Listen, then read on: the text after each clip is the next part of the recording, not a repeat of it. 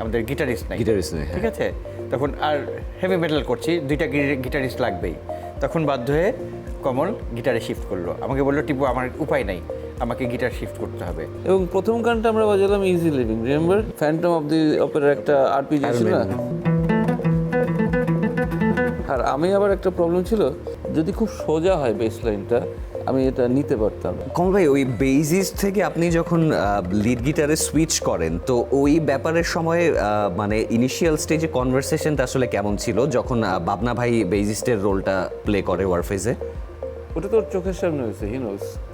Basically আমাদের যে funding line আপে ছিল কমল, মীর, নাইমুল, হেলাল বাপুকে তো আগেই চলে গেছে, হ্যাঁ, লেখাপড়া, ফ্যামিলি সব কারণে বাইরে চলে গেছে। তখন যখন আমি জয়েন করি তখন কমল, মীর আর নাইমুল আছে ব্যান্ডে, আমি জয়েন করি। তা মীর সহ আমরা কয়েকটা প্র্যাকটিস করি, দু একটা প্র্যাকটিস করার পরে মীর আবার ছেড়ে দেয়, ও মিউজিক করবে না, দেশের বাইরে যাবে, সব কিছু মিলিয়ে ফ্যামিলিও চাচ্ছে না। তখন কোনো ইয়ে নাই, আমাদের গিটারিস্ট নাই, ঠিক আছে? তখন আর হেভি মেটাল করছি, দুইটা গিটারিস্ট লাগবেই। তখন বাধ্য হয়ে কমল গিটারে শিফট করলো, আমাকে বললো টিপু আমার উপায় নাই, আমাকে গিটার শিফট করতে হবে। এখন কী বাজাবো আমি জানি না, I have to practice a lot, but আমি এখন গিটারে শিফট করবো। বেস কীভাবে বাজাবে দেখি, ও আছে সে আছে, দেখি কিছু একটা করবো আমরা।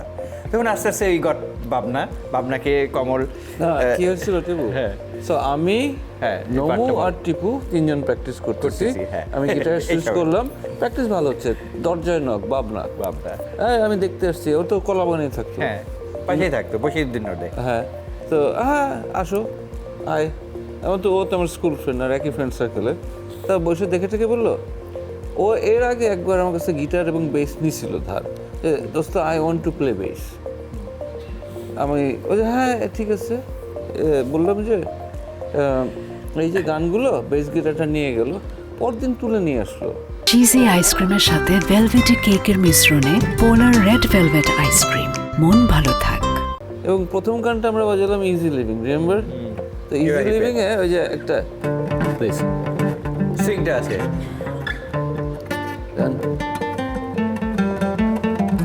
সো আমরা দেখতেছি ওকে গান শুরু হলো, দিস ইজ না না না না না না।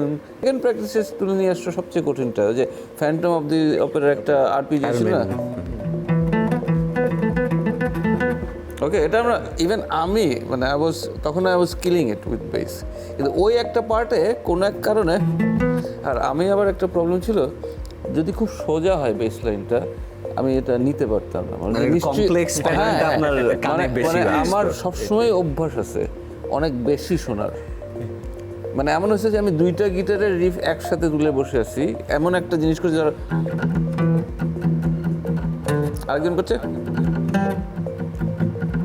So I am doing,